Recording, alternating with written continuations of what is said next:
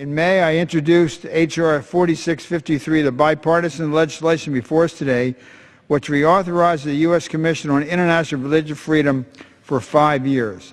First created in 1998 through the International Religious Freedom Act, it is an independent, bipartisan federal governmental commission that monitors the universal right to religion or belief abroad, reviews the facts and circumstances of religious freedom violations based on international standards, and makes policy recommendations to the President, the Secretary of State, and Congress. Without this commission, there would be nobody around to point out what is taking place to these groups.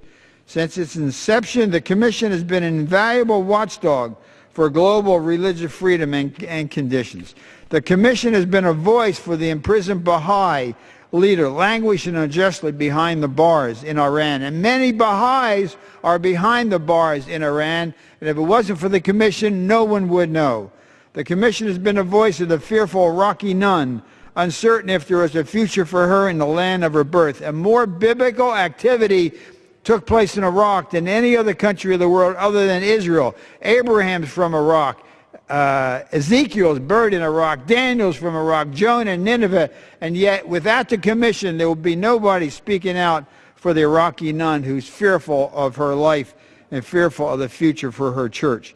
The Commission has been the voice of the Buddhist monk who has watched with horror as more than 130 of his fellow Tibetans have set themselves aflame in desperation at the abuses they've suffered at the hands of the Chinese government. If it was not for this Commission, nobody would know how the Buddhists are being persecuted in Tibet. In short, the Commission has been, and with passage of this legislation will continue to be, the voice of the marginalized, oppressed, and persecuted people who dare to worship according to the dictates of their conscience.